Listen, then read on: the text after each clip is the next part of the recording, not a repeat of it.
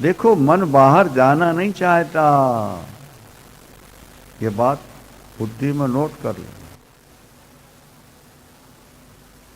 मन बाहर जाना नहीं चाहता। हमारी वासना, हमारी इच्छा, हमारी आसक्ति रूपी रस्सी मन को बांध करके बाहर खींच के निकालती। नहीं समझे आप? समझ में आ गया? जैसे कुएं में बाल्टी चली गई, अब वो आना चाहती है? बोलो नहीं। फिर उसको बाहर कौन ला रहा है? जो रस्सा बंधा हुआ है ना, वो खींच के बाहर ला। इसी तरह हमारा मन जो अंदर गया, फिर वो बाहर आना नहीं चाहता, लेकिन हमारी जो वासना है, कामना है, आवश्यकताएं हैं, वो रस्सियां पकड़ के मन को, अरे ड्यूटी पर जाना है, लेट हो रहे हैं, उठो, मन को अंदर से बाहर निकाल और काम में लगा दे। क्यों? ड्यूटी पर जाना है, दुकान पर जाना है, आज इनकम टैक्स की पेशी है। मणिराम, तुम अंदर कैसे रहोगे? बाहर आओ। तो मन तो अंदर रहना चाहता है, लेकिन हमारी कामनाएं, वासनाएं, आवश्यकताएं मन को खींच के। इसलिए एक वाक्य हमारा हमेशा याद रखना आप लोग, इंद्रियां निर्विकार हों और मन निर्विचार हो,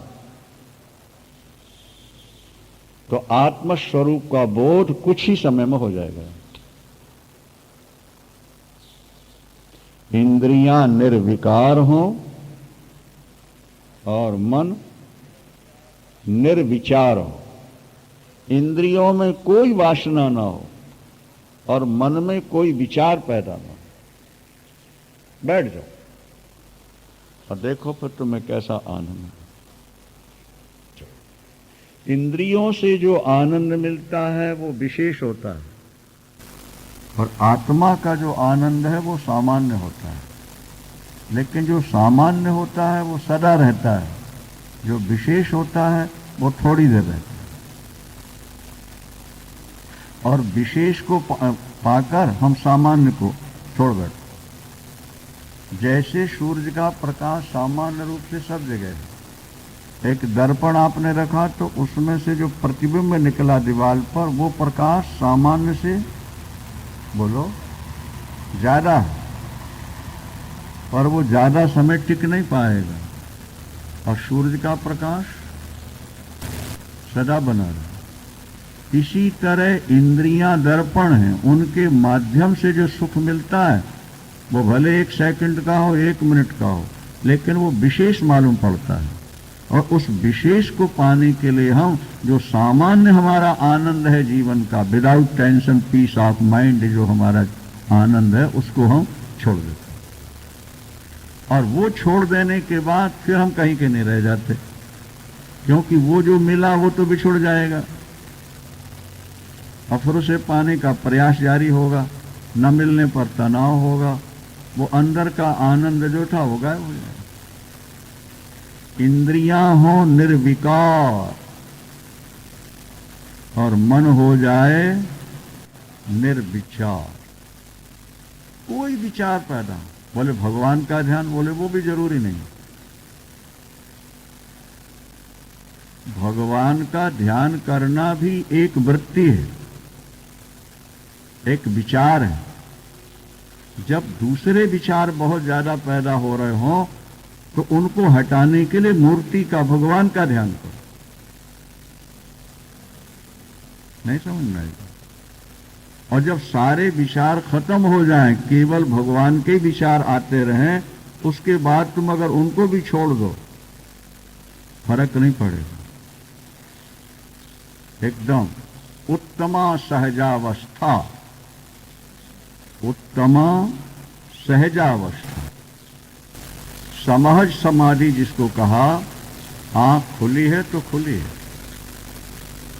बंद है तो बंद है, बैठे हैं तो, चल रहे हैं तो, खा पी रहे हैं तो, बोल रहे हैं तो, बोले समाधि लगी है। तो दूसरे विचार रह ही नहीं गए। बुद्धि, समाधि का अर्थ क्या होता है, लोग यही नहीं समझ पाते। धी कहते हैं बुद्धि को, धी कहते हैं बुद्धि को। वो हो जाए सम, उसका नाम हो गया समाधि। जब बुद्धि सम हो जाए, बुद्धि में कोई निर्णय के लिए उथल पुथल ना हो। कभी आपने गौर किया हो सिनेमा हॉल में जाकर, हमने किया बचपन में, अभी भी याद है, जब रील चलती रहती है तो लाइट में हलचल रहती है। आप चित्र नहीं देखो, लाइट को देखो जो पीछे से आ रही है, उस लाइट में हलचल हो। हम लोग तो जहां गए कुछ ना कुछ अध्यात्म को पकड़ने का प्रयास किया, बचपन की बातें हैं। और रील कट गई तो लाइट सीधी है एक पे, उसमें हलचल फिर नहीं है। जब रील नहीं है तो लाइट शांत है, और जब रील चल रही है तो लाइट में हलचल है। जैसे उनके हाथ पैर चलते हैं ना नाचने गाने वालों को, लाइट में आप उस समय चित्र ना देख के लाइट को देखो तो कैसी होती है। हमने अच्छी तरह गौर किया ना इस जगह पर, और बीच में रील कट गई, अब वो लाइट बिल्कुल शांत। बुद्धि में जो लाइट है और मन में जो अनेक प्रकार के चित्र हैं, जब हम चित्रों का चिंतन करते हैं, वासना का चिंतन करते हैं, तो हमारी बुद्धि की लाइट में हलचल है। और जब कोई चित्र दिमाग में है ही नहीं, कुछ पाना ही नहीं, गलितश प्रिया, हमारी इच्छा, हमारी तृष्णा गलित हो गई, नष्ट हो गई। अब अंदर कोई चित्र बनता ही नहीं, कुछ पाना चाहते नहीं, तो उस समय आपकी बुद्धि की लाइट बिल्कुल शांत होगी, सीधी होगी, और वही आपका स्वरूप होगा। और वहां दुख नहीं होगा, वहां दुख नहीं होगा। अरे भाई, एक व्यक्ति ने क्या किया, नीम का रस लेकर के मिस्त्री के ऊपर लगा दिया। नीम का तेल होता है ना, मीठा है कि कड़वा है। एक व्यक्ति ने मिस्री की डली में नीम का तेल ऐसे अंगुली से लिया और ऐसे ऊपर लगा दिया, और जब खाने वाले को सामने दिया, मजाक थी होली की या शादी की, वो खा के थूकने लगा। क्या बात है? बोले कड़वी है। अब बताओ आप, मिश्री कड़वी है कि नीम का तेल कड़वा? हाँ, नीम का तेल लग गया ना, इसीलिए मिश्री कड़वी लगने लगी। और उसको धो दो अच्छी तरह से, साफ कर दो, और फिर चूसो। मिश्री तो मीठी है ही है। अगर मिश्री में कड़वाहट का अनुभव हो रहा है तो कोई अन्य पदार्थ मिश्री में मिल गया है, अन्यथा मिश्री तो कड़वी होते ही नहीं। इसी तरह आत्मा आनंद स्वरूप है। यदि आत्मा में दुख का अनुभव हो रहा है तो किसी ना किसी के अभाव का चिंतन है, किसी ना किसी वस्तु के पाने का जो चिंतन है, और वो नहीं मिल रहा, वो कड़वाहट तुम्हारे अंदर आई और वो दुख बन के प्रकट हो गई। क्या? उस कड़वाहट को निकाल दो। महाराज हम बड़े दुखी हैं। अरे तुम दुखी कैसे हो? दुख तो तुमने पाला हुआ है, तुमने निमंत्रण देके बुला के दिल में बैठाला हुआ है, तुम दुखी कैसे हो? तुम तो सुखी हो।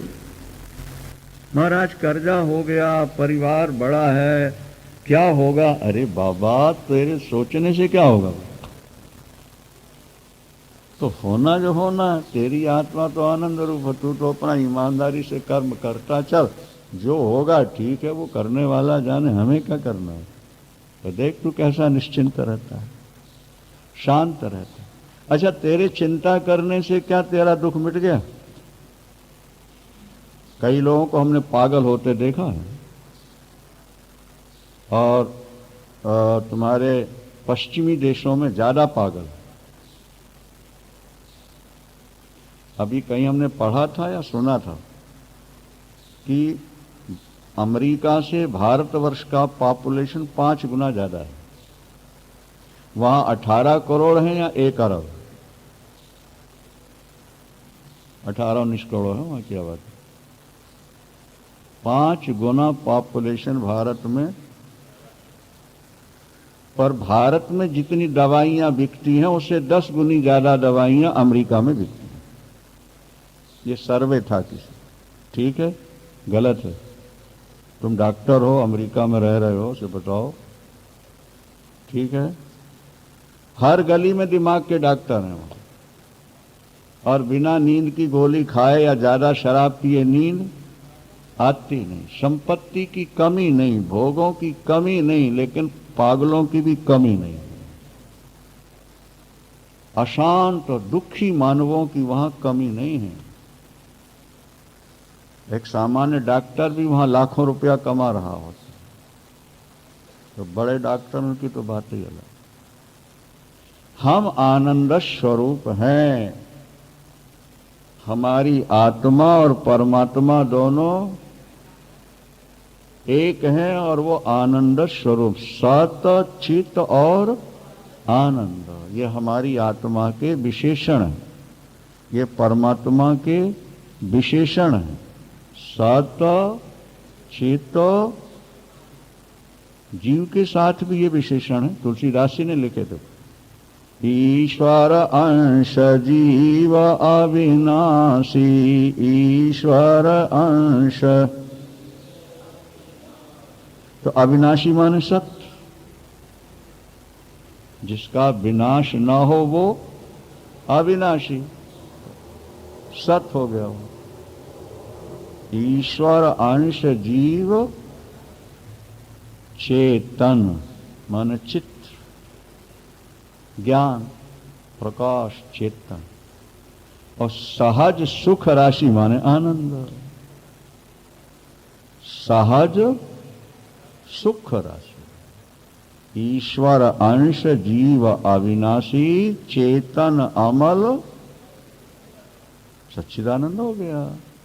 परमात्मा का भी नाम सच्चिदानंद है और जीव का नाम भी सच्चिदानंद है। इसका मतलब दोनों एक हैं, दोनों एक हैं। तो भेद कैसे? बोले अज्ञान से। एक सेठ जी बेटे को छाती से चिपटा के सो रहे थे और स्वप्न आया कि मैं दिल्ली से बंबई गया प्लेन से, स्वप्न में। और वहां पहुंचते ही फोन आ गया कि बेटा स्कूल जा रहा था, एक्सीडेंट हुआ, सीरियस है। हाँ, सेठ जी घबरा गए। प्लेन भी नहीं है तत्काल, पहुंच नहीं सकते, सीरियस, बेटा एक ही है।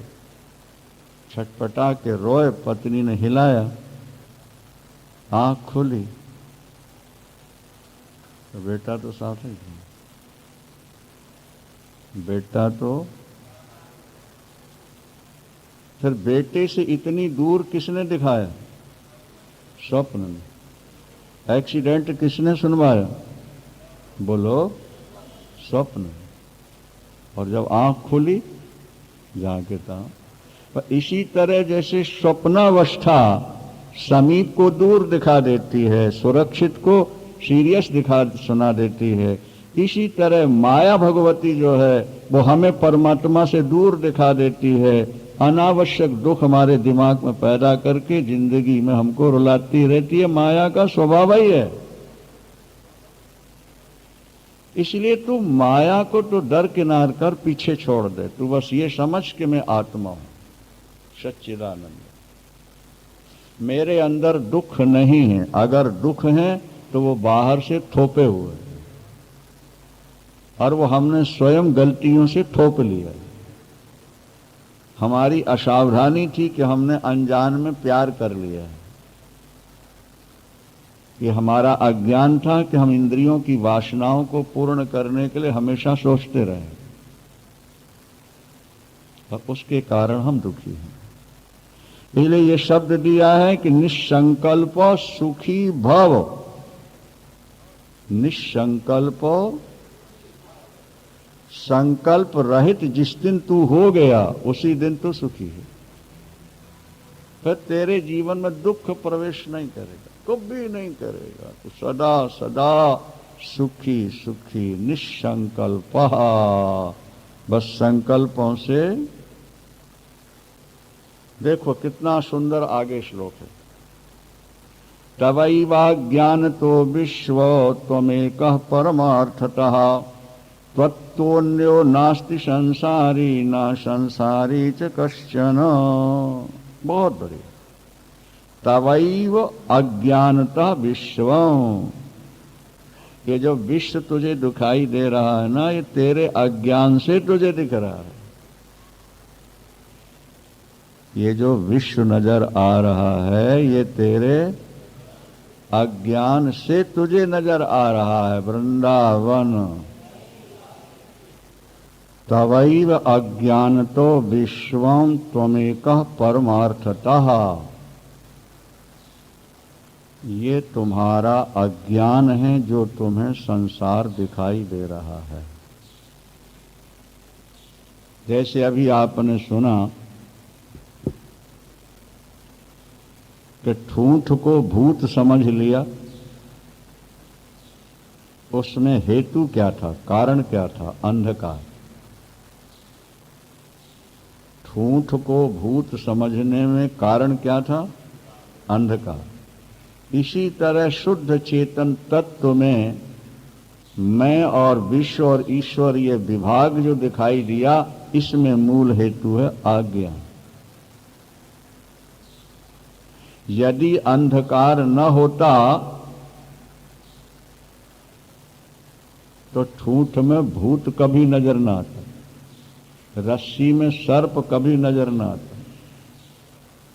इसी तरह हमारे आपके अंदर यदि अज्ञान न होता तो जीव जगत और ईश्वर का विभाग ही न होता।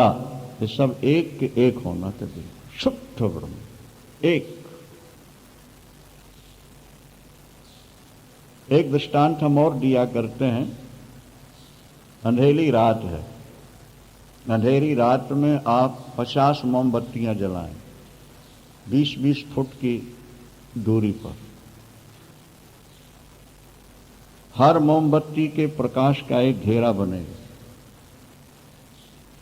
बीच में अंधकार होगा, फिर प्रकाश का घेरा होगा, फिर अंधकार होगा, फिर प्रकाश।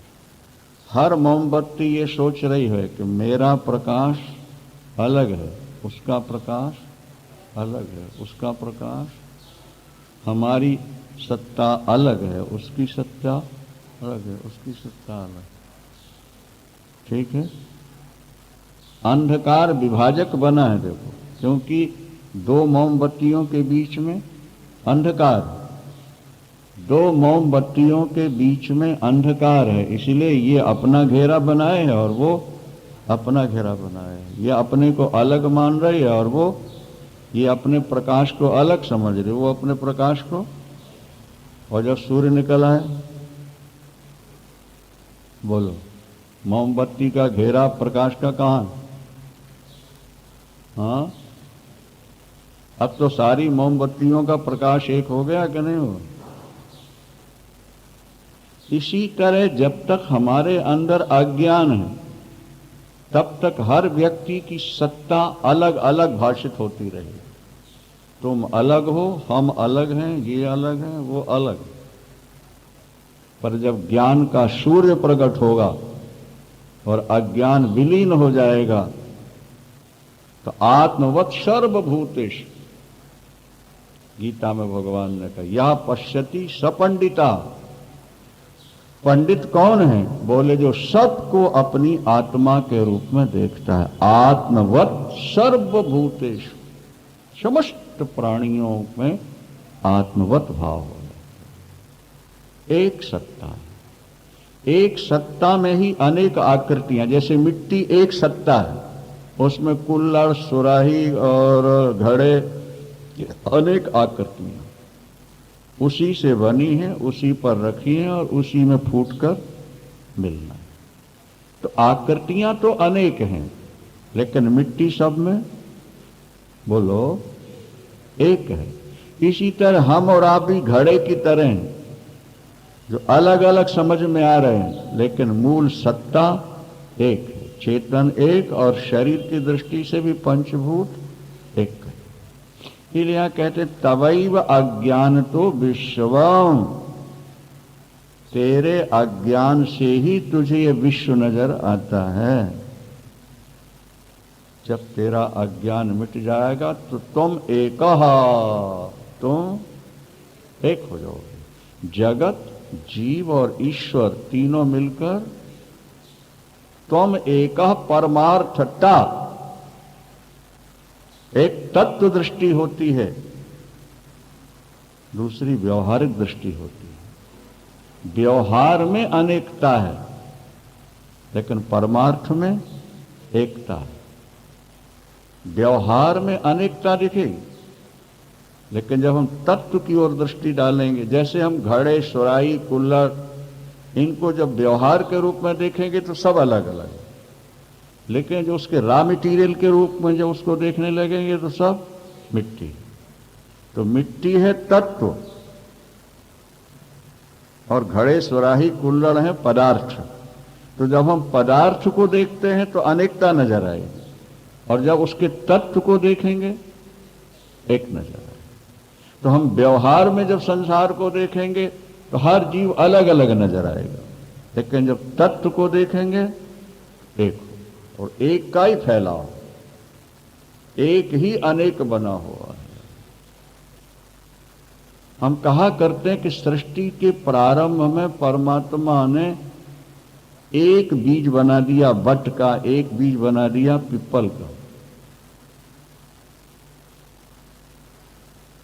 एक बीज बो दिया, एक वृक्ष निकला, करोड़ों बीज आए, करोड़ों बो दिए गए, करोड़ों वृक्ष हो गए, उनमें अरबों खरबों फल हुए। उनको बो दिया जाए, सारी दुनिया को एक बीज वट का, पीपल का भर सकता। मूल में तो एक था ना, फिर अनेक बनते। तो परमात्मा मूल में एक, चेतन तत्व मूल में एक, उस एक से ही जब प्रकृति का संयोग हुआ तो अनेक बनता है। जैसे बीज है, उसको आप डिबिया में संभाल के रख लो तो वो वृक्ष बनेगा, फल लगेंगे, अनेक होगा? नहीं होगा। कब होगा? जब मिट्टी से संयोग बने। इसी तरह मूल चेतन तत्व एक है, प्रलय अवस्था। बटपत्र के ऊपर अपना अंगूठा चूसता हुआ एक कन्हैया लेटा हुआ, प्रलय काल का दृश्य है। क्या? एक। वो एक ही रहेगा। कब तक रहेगा? बोले जब तक प्रकृति का संयोग नहीं होगा। बीज एक से अनेक तब होगा जब मिट्टी पानी का संयोग होगा। परमात्मा फिर अपने ही अंदर से प्रकृति को निकालता है और बीज जीव को प्रकृति के साथ जोड़ देता है, और जहां प्रकृति में जुड़ा वहां उसमें विकास शुरू हुआ। फिर वो एक से बढ़ते बढ़ते बढ़ते अनेक हो गया। तो व्यवहार में तुम अनेक हो, लेकिन परमार्थ में तुम एक हो। शब्दों पर ध्यान दो। तवैव अज्ञान तो विश्वम त्वम एकः परमार्थतः, परमार्थ रूप से तुम एक हो। त्वत्तोन्यो नास्ति संसारी न संसारी च कश्चनो, तुमसे भिन्न कोई संसारी नहीं, कोई असंसारी नहीं, क्योंकि मूल में तुम एक ही हो। एक में ही अनेक निकले हुए हैं, अनेक बन गए हैं, और अनेकों में एक छुपा हुआ है। इस बात को बुद्धि में बैठा लेना। भ्रातृमात्र मिदम विश्वम, ये विश्व भ्रांति मात्र है। भ्रांति मात्र मिदम विश्वम न किंचिद इति निश्चयी निर्वासनः स्फूर्ति मात्रो न किंचिदिव साम्यति। बहुत अच्छी बात। ये सारा विश्व जो दिखाई दे रहा है केवल भ्रांति है, भ्रांति। जैसे सीपी में चांदी की भ्रांति हो गई, जैसे रस्सी में सर्प की भ्रांति हो गई, और रेत में जल की भ्रांति, मृग मरीचिका जिसको बोलते हैं ना, इसी तरह भ्रांति से ये विश्व नजर आ रहा है। तुझे छोड़ और कुछ है ही नहीं संसार, एक का ही है तू, निर्वासना। क्या? वासना रहित और स्फूर्ति मात्र, ये तेरा स्फुरण है। जैसे स्वप्न क्या है? बोले तेरा स्फुरण है। व्यष्टि का स्फुरण है स्वप्न का जगत, और समष्टि के स्फुरण का है जगत। इसे फिर समझ लेना अच्छी तरह से। व्यष्टि माने व्यक्ति, तो व्यष्टि का जो स्फुरण हुआ वो स्वप्न का जगत बन गया, और समष्टि चेतन में जो स्फुरण हुआ उससे जगत बन।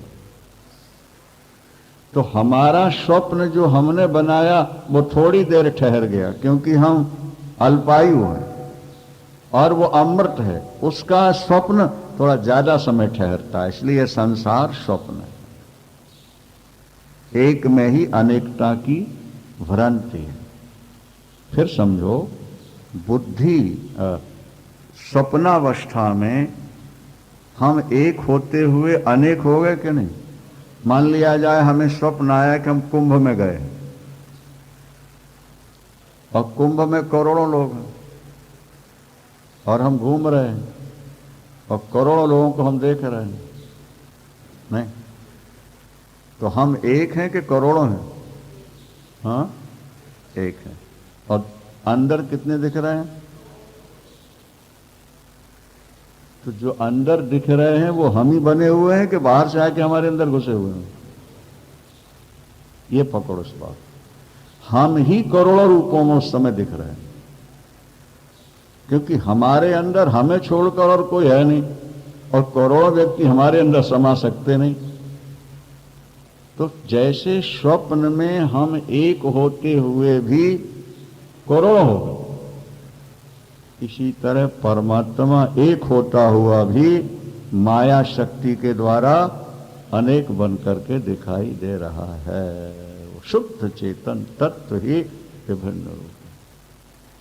हमने कहा ना कि व्यष्टि का स्वप्न 2-4 घंटे का होगा, और समष्टि का जो स्वप्न है वो 2-4 लाख वर्ष का होगा, करोड़ 2 करोड़ वर्ष का होगा, अरब 2 अरब वर्ष का होगा।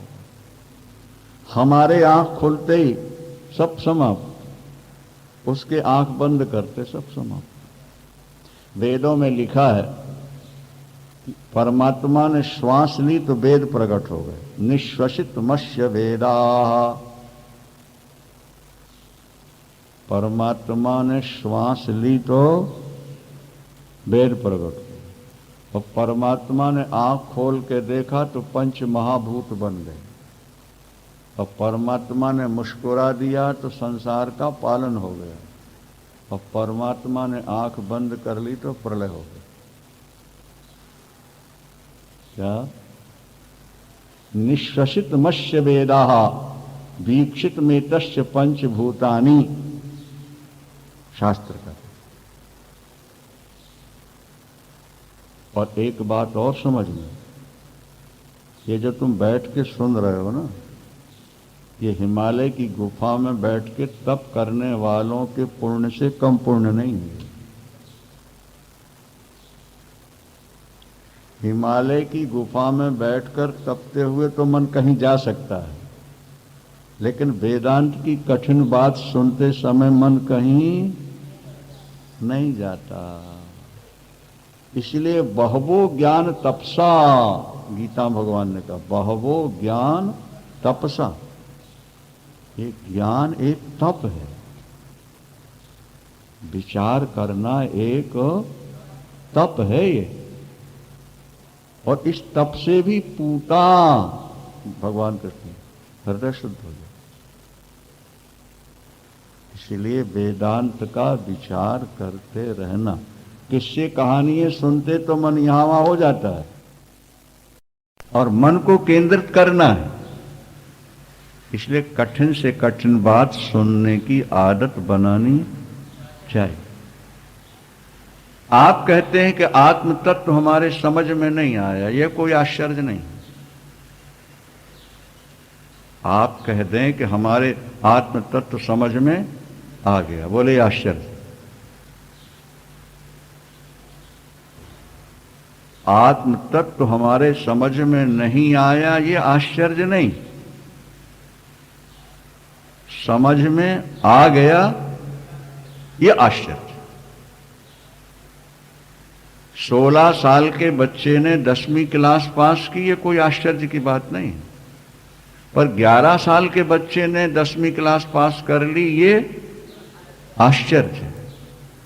तो आत्म तत्व इतना गहन विषय है, इतना गंभीर है कि 25-50 वर्षों तक एकांत में बैठ के लोग बैरागी बनकर, सर्वस्व त्यागी बनकर सुनते रहते हैं, सुनते, तब कहीं जाकर के वो तत्व का बोध हो पाता है।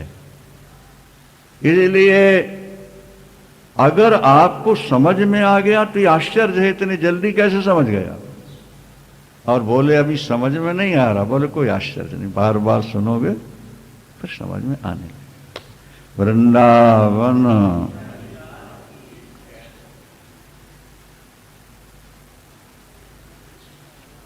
इसलिए यहां कह दिया गया, भ्रांति मात्र मिदम विश्वम न किंचिदति निश्चय। कुछ है ही नहीं, ये तो स्वप्न है संसार जो तुम्हें दिख रहा है। निर्वासना, वासना रहित और स्फूर्ति मात्र, तुम चैतन्य मात्र हो। क्या? बस इतना तुम मान लो, तुम सुखी हो जाओ। तुम जहां हो वहीं सुखी हो जाओ। एक एव भवाम बोधो आसीदस्ति भविष्यति न ते बंधोस्ति मोक्षोवा कृतकृत्या सुखम चरो। एक एव, इस भव सिंधु में, संसार रूपी समुद्र में तू एक ही था, तू एक ही है और तू एक ही रहेगा। एक था, एक है, एक ही। गुरु नानक देव जी महाराज ने कहा ना कि आदि सत जुगादि सच है भी, सच नानक होसी भी। एक का ही रहे, एक। द्वैत नाम की गंध नहीं है तेरे अंदर। न ते बंधोस्ति मोक्षोवा, तेरा न बंधन है न तेरा मोक्ष है। तू तो सदा का मुक्त है। बंधन और मोक्ष की कल्पना तो अज्ञान अवस्था है। इसीलिए समाधि और ध्यान को भी अष्टावक्र जी ने अलग कर दिया। उन्होंने कहा समाधि की कोई जरूरत, ध्यान की कोई जरूरत। और यहां तक कह दिया गया, उत्तमा सहजावस्था, जो तेरा सहज जीवन है, यह सबसे बढ़िया समाधि है। मध्यमा ध्यान धारणा, क्या क्या या ध्यान धारणा जो है वो मध्यम कोटि है, उत्तम नहीं। ध्यान क्यों करते हो? क्योंकि स्वरूप का ज्ञान है नहीं, अभी वृत्ति स्वरूप में टिकी नहीं, कहीं और टिकी है, इसीलिए तुमको वहां से हटा के लगाना पड़ रहा है। तो ये A1 क्लास कैसे होगी? ये तो मध्यम हो जाएगी ना। समाधि की जरूरत क्यों पड़ी? क्योंकि विक्षेप हैं, विक्षेपों को हटाने के लिए समाधि लगा रहे हो। मन को बाहर से हटा के स्वरूप में लगाने के लिए ध्यान कर रहे हो। ये तो मध्यम कला। उत्तम क्या है? बोले विक्षेप है ही नहीं, संसार है ही नहीं। शुकदेव भगवान नग्न थे, लंगोटी भी नहीं, 16 वर्ष, नौजवान, हृष्ट पुष्ट सुंदर, इतने सुंदर जैसे भगवान कृष्ण सुंदर। कौन? और वो जा रहे हैं और आगे स्त्रियां बिना वस्त्र नहा रही थी। वो देवांगनाएं थी।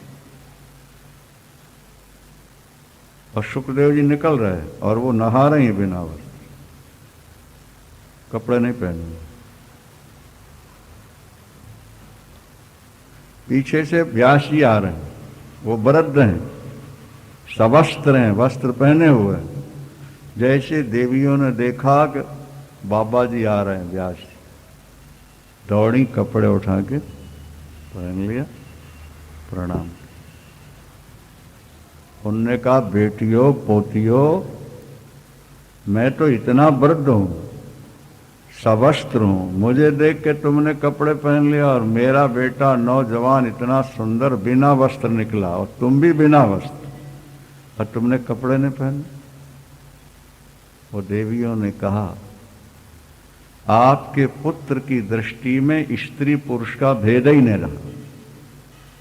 उनको पता ही नहीं कि स्त्री की आकृति क्या होती है और पुरुष की है। वो तो स्वप्न के दृश्य जैसे मान के शुद्ध चेतन तत्व में, चिन्मय तत्व में वृत्ति को लगा के चल रहे हैं। सूरदास के सामने कोई स्त्री बिना वस्त्र खड़ी हो जाए तो कोई लज्जा की बात है क्या? बोलो, हाँ? सूरदास के मन में कोई विकार होगा? तो बोले जैसे सूरदास के सामने बिना वस्त्र स्त्री खड़ी हो जाए तो कोई लज्जा भी नहीं और वहां कोई विकार नहीं। इसी तरह आपके पुत्र की ऐसी दृष्टि बन गई है कि चेतन तत्व को छोड़कर जड़ नाम की कोई चीज है ही नहीं, आकृति कुछ है ही नहीं। स्त्री पुरुष, स्त्री पुम भिदा न तो सुतस्य विविक्त दृष्टि, तुम ऐसी एकांत दृष्टि हो चुकी। एक, आप वृद्ध तो हो गए हो, लेकिन स्त्री पुरुष का आपके मन में भेद है। जहां भेद है वहीं पर्दा है, और जहां अभेद है वहां पर्दा नहीं होता है। नहीं समझ में आई? नारी जाति में लज्जा है, वो हर पुरुष के सामने बेपर्दा नहीं हो सकती। पति को वो अपना मानती है, अभेद मान लेती है, तब वो बेपर्दा हो सकती है। जहां भेद है पर्दा है, जहां अभेद है वहां पर्दा नहीं होता है। समझ में आया कि नहीं? तो आपकी दृष्टि में भेद है, इसलिए हमको पर्दा करना पड़ा। आपकी दृष्टि में अगर भेद ना होता पुत्र की तरह, पर्दा नहीं।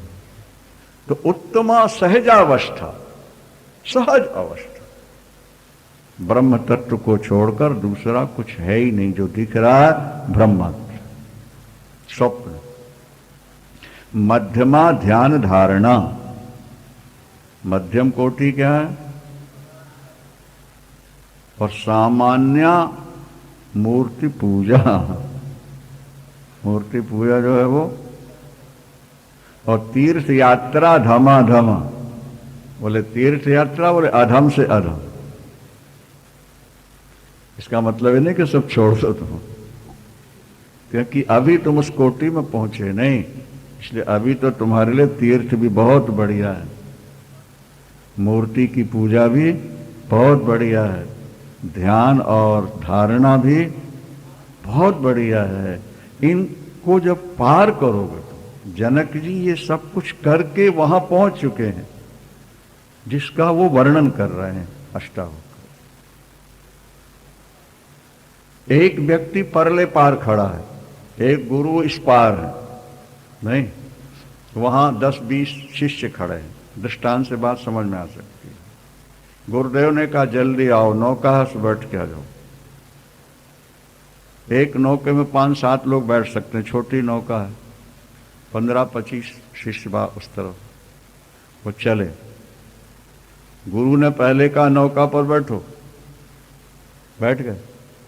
और जब वो नदी के इस किनारे आ गए तो गुरु ने क्या कहा? नौका में बैठे रहो, छोड़ो। उतर गए। केवट से कहा जल्दी ले जाओ, वो फिर गया। शेष शिष्यों से कहा बैठो। एक से कह रहे हैं उतरो, एक ग्रुप से, और दूसरे ग्रुप से कह रहे हैं बैठो। क्यों? जो पार हो गए वो उतर गए, और जो पार नहीं हुए वो बैठो। शिष्य एक श्रेणी के नहीं होते हैं। जो साधन संपन्न है अभी आगे मिलेगा, सब छोड़ दो, कुछ नहीं। और वो हमारे आपके लिए नहीं है, उनके लिए जो उस स्तर पर पहुंच गए। जो अभी नहीं पहुंचे उनके लिए पहले तीर्थ करो, व्रत करो, दान करो, पूजा करो, ध्यान लगाओ, समाधि लगाओ, यम नियम का पालन करो, प्राणायाम। और जब गुरु देख लेगा कि तुम सबसे पूर्ण हो गए तो कहेगा इन सबको। गीता पूरी सुना के भगवान कृष्ण ने 18वें अध्याय के 66वें श्लोक में कह दिया, सारे धर्म छोड़ दो। एक और भगवान कहते हैं कि मैं धर्म की स्थापना के लिए अवतार लेता हूं, धर्म संस्थापनार्थाय संभवामि युगे। और दूसरी ओर अर्जुन से कह रहे हैं कि सर्वधर्मान परित्यज्यो, तो सारे धर्मों को त्याग।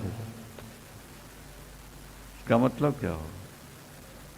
सब लोग धर्म त्याग दें? जो अर्जुन की कोटि में पहुंच गए हैं वो सब कुछ त्याग के कृष्ण के बन गए, लेकिन जो उस कोटि में नहीं पहुंचे वो भगवान के बताए रास्ते से चलें। इसलिए पहले कहा जा चुका है कि अष्टावक्र गीता सिद्ध कोटि के लोगों के लिए स्थिति का वर्णन, और श्रीमद् भगवद गीता भगवान कृष्ण की सामान्य साधकों से लेकर के उच्च कोटि के साधकों तक के लिए। एतावता इनको सुनकर हम भ्रमित न हो जाएं, अभ्यास करते करते हम वहां पहुंच जाएं। बोलो सच्चिदानंद भगवान। मां संकल्प विकल्पाभ्याम चित्तम क्षोभय चिन्मय उपशाम सुखम तिष्ठ स्वात्मनि आनंद विग्रहे। एक एक श्लोक की व्याख्या बहुत लंबी है, समय का संकोच है। यहां अष्टावक्र जी कहते हैं संकल्प विकल्प को छोड़ दे। क्या? मन को, चित्त को संकल्प विकल्पों से क्षोभित मत कर। तू चिन्मय तत्व है, तू शांत हो जा, सुख से रहो, अपने आनंद स्वरूप आत्मा में ही रमण करने वाला हो। सब कुछ हो, क्योंकि पता है अष्टावक्र जी को कि महाराज जनक कितनी साधना करके इस कोटि में आकर पहुंचे हुए। इसलिए वो कहते हैं कि संकल्प और विकल्पों से तुम अपने चित्त को क्षुभित मत करो, चंचल मत बनाओ, संकल्प विकल्पों का त्याग कर दो। उपशाम, शांत हो जाओ, सुखम तिष्ठो, सुख से बैठो, स्वात्मनि आनंद विग्रह, जो चेतन तत्व है, आनंद विग्रह है, वो आनंद का मूर्त रूप है, उसमें रमण करना प्रारंभ कर दो। सच्चिदानंद। तेरी आत्मा आनंद स्वरूप है, इसलिए तू अपनी आत्मा में रम जा। त्यजैव ध्यानम सर्वत्र मां किंचित हृदय धारय। देखो यहां ध्यान को भी छोड़ने की बात कह रहे हैं। त्यजैव ध्यानम सर्वत्र न किंचित हृदय धारय आत्मा त्वमुक्त एवासी किम ब्रह्मस्य कर्ष्यसि। जनक ध्यान छोड़ दो। जैसा हमने कहा ना कि जब गुरु ने देखा कि शिष्य नौका से किनारे आ गए तो क्या कहा? छोड़ दो। पहले क्या कहा था? बैठो, इसमें आओ। गुरु ने शिष्य से कहा बेटा आग जला के भोजन बनाओ और भोजन बनाने के बाद आग बुझा देना, क्योंकि यहां पेट्रोल की टंकियां हैं।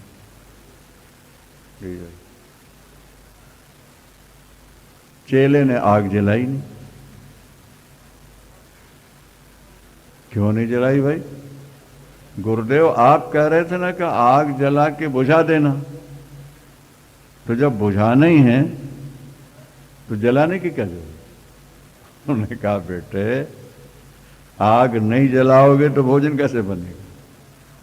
जब तक भोजन तैयार न हो जाए तब तक आग जलने दो, जब भोजन तैयार हो जाए तो बुझा दो। अब तो पहले ही बुझा बैठे, नहीं जलाए तो भोजन कैसे बनेगा? अष्टावक्र जी कह रहे हैं ध्यान छोड़ दो। कैसा गुरु है जो ध्यान छुड़ा रहा? वो जनक का छुड़ा रहा है, हमारा तुम्हारा नहीं छुड़ा रहा, क्योंकि वो ध्यान कर चुके हैं, वो समाधि लगा चुके हैं, उनका बैकग्राउंड एकदम तैयार। अब उनको वो अपने स्वरूप में बैठालना चाहते हैं, इसलिए कहते हैं त्यजैव ध्यानम सर्वत्र मां किंचित हृदि धारयो आत्मा त्वमुक्त एवासी किं विमर्श्य करिष्यसि। ध्यान तो किसी दूसरे का किया जाता है ना, नहीं। अब ध्यान की क्या जरूरत है? तू आत्मा है और आत्मा सच्चिदानंद है, इसमें ज्यादा विचार करने की आवश्यकता नहीं। एक बात बुद्धि में बैठा लो कि आत्मा आनंद स्वरूप है। उदाहरण हमने बहुत बढ़िया दे दिया कि मिश्री मिठासमय है, अगर कड़वाहट उसमें अनुभव हो तो वो ऊपर से कुछ लेप हो गया। तुम्हें अगर अपने आनंद का अनुभव नहीं हो रहा तो इसका मतलब है कि तुम्हारे अंदर कोई और चीजें आके बैठी हैं, तुमने उनको सुख रूप मानकर अपने अंदर बैठा लिया था, इसलिए उनको हटा के अपना ध्यान स्वरूप समझने के लिए ध्यान की जरूरत है। और जब अंदर कुछ रह ही नहीं गया, अब ध्यान क्या करना? क्या आप अपना ध्यान करते हो कि मैं हूं कि नहीं हूं? बोलो, कोई व्यक्ति अपना ध्यान करता है? नहीं, क्योंकि अपने होने में कोई संशय नहीं है, अपना आपा अपने से परोक्ष नहीं है, इसलिए अपने को अपना ध्यान करने की आवश्यकता नहीं। तो जब तुम उसके साथ मिलके एक हो गए, आत्मस्वरूप हो चुका, अब ध्यान किसका करोगे? इसलिए त्यजैव ध्यानम सर्वत्र न किंचित हृदय धारय। हृदय में कुछ भी नहीं रखो, तब त्याग। क्योंकि आत्मा तो मुक्त, तुम आत्मा हो और मुक्त स्वरूप हो, फिर और विचार करने की क्या जरूरत? और सारे विचारों का त्याग कर दो, ये अष्टावक्र जी कह रहे हैं।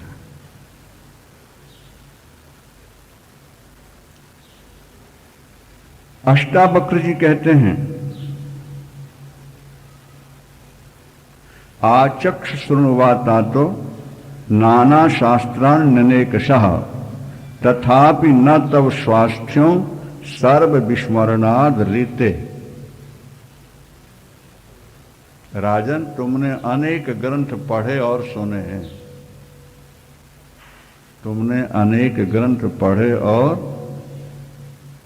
बोलो, लेकिन अनेक ग्रंथ पढ़ने और सुनने के बाद भी तुम्हें अभी तक शांति नहीं मिली, इसलिए तुम पढ़ना लिखना भी छोड़ दो। अब बताओ, पहले कह दिया ध्यान छोड़ दो और अब कहते हैं पढ़ना भी छोड़। क्यों छोड़ें? बोले जब तक तुम सब कुछ भूल नहीं जाओगे तब तक तुम्हें आत्मानंद का अनुभव हो ही नहीं सकता। जैसे पहली क्लास पास करने के बाद पहली कक्षा की पुस्तकों को साथ दूसरी में जाएंगे कि छोड़ के जाते हैं? बोलो।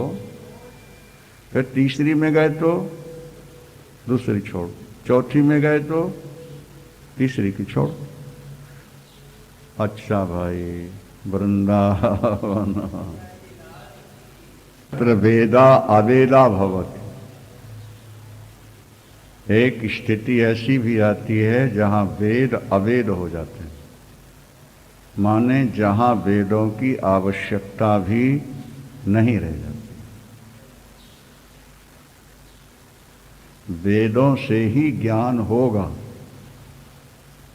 लेकिन एक समय ऐसा आएगा जब तुम्हें पूर्ण ज्ञान होगा तो वेदों का भी अवेदन हो जाएगा, माने वेद भी आपसे पीछे हट।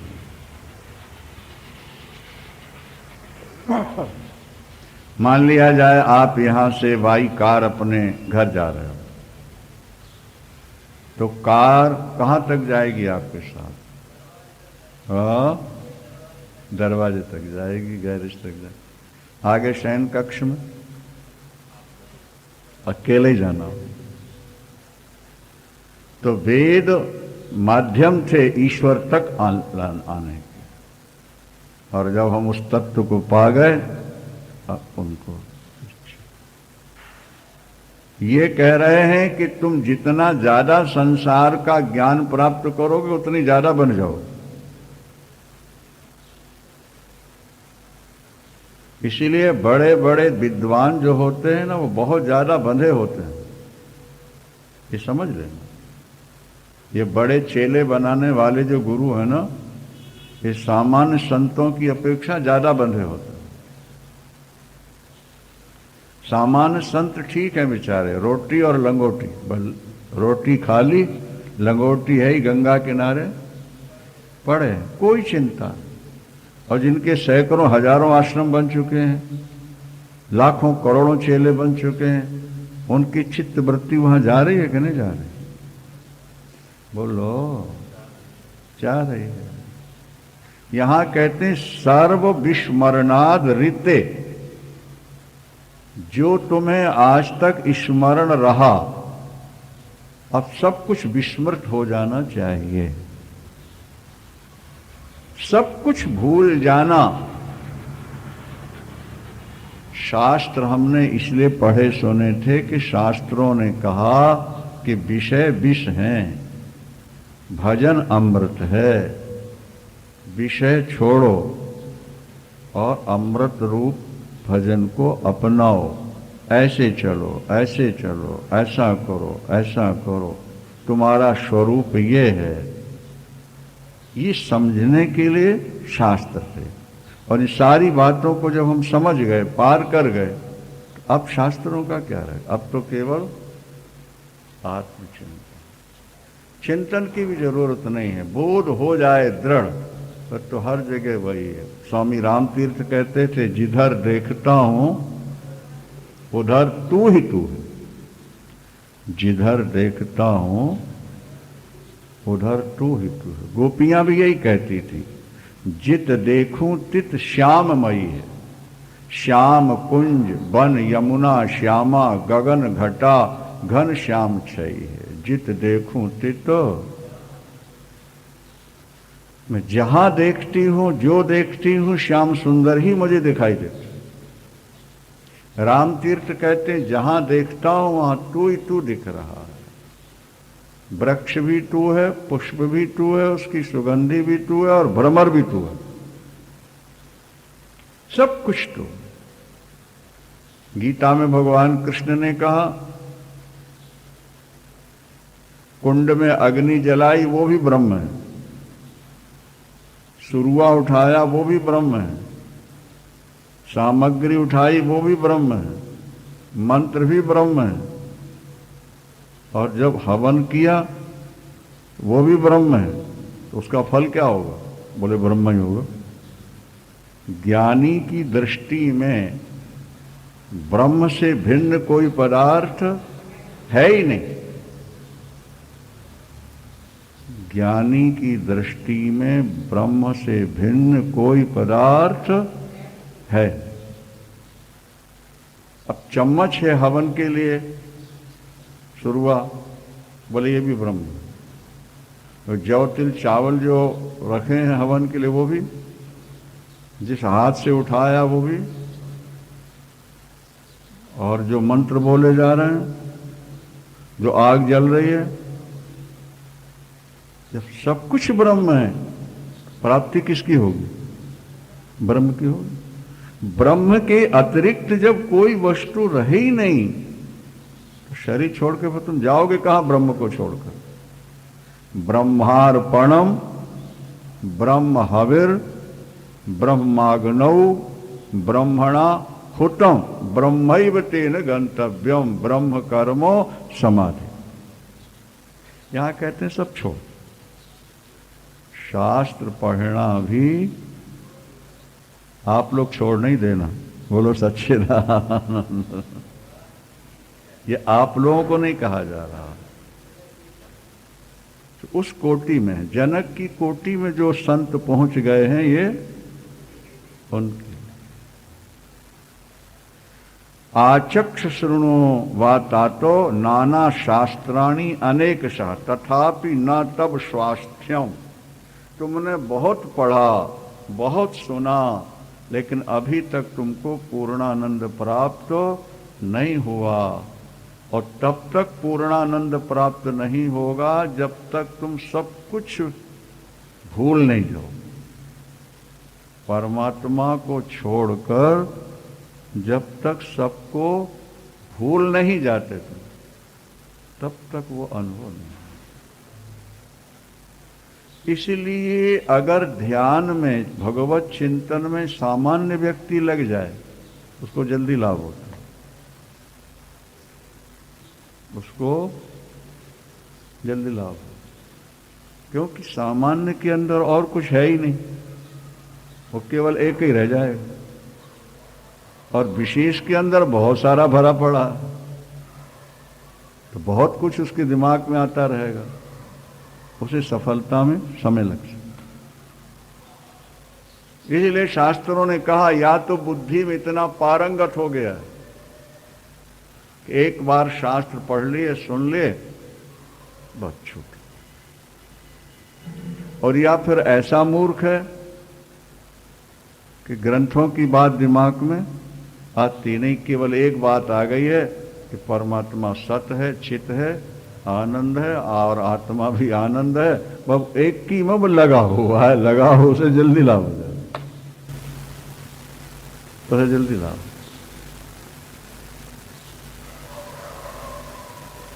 वो आपको सुनाया था ना उनमें पहले, एक व्यक्ति नारायण जी की मूर्ति ले आया, पूजन करता है, अब प्रतिदिन उलहना देता है, देखो नारायण, आप हमारा चंदन स्वीकार कर लेते हो, आप हमारी माला पहन लेते हो, आप हमारा भोग स्वीकार कर लेते हो, आप हमारे धूप दीप ले लेते हो, लेकिन हमको दर्शन नहीं देते, ये बड़ी गलत बात है। देखो नारायण, अगर ये सब लेते हो तो हमें दर्शन देना पड़ेगा। कई दिन ऐसा कहता रहा, और एक दिन कह रहा, ठाकुर देखो, अगर कल तक दर्शन नहीं दिया तुम्हें तो तुम्हें हटा के हनुमान जी को ले आऊंगा, क्योंकि मैंने सुना है कि हनुमान जी जल्दी प्रसन्न होते। नारायण जी आए नहीं, उसने नारायण जी की मूर्ति उठा के, अलमारी के 2 खंड थे ना, नीचे खंड में पूजन करता रहा, ऊपर रख दिया। किसको? और हनुमान जी लाके नीचे रखे, और जब पूजा करके धूप जलाई तो धूप का धुआं सीधे नारायण जी की नाक में जा रहा था। तो कहता, नारायण जी ये गलत बात है, धूप आप हमारा सूंघो और हमें दर्शन न दो, यह नहीं हो सकता। या तो दर्शन दे दो और नहीं तो सूंघना, और वो धुआं तो वही सीधा ऊपर ही जाता है, जा रहा। अच्छा तुम नहीं मानोगे, पंखा लेके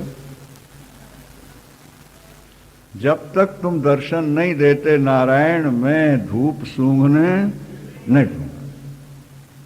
पंखा हटाए, फिर वो धुआं वहीं जाए। अच्छा देखता हूं, रुई उठाई, 2 गोलियां बनाई, रुई की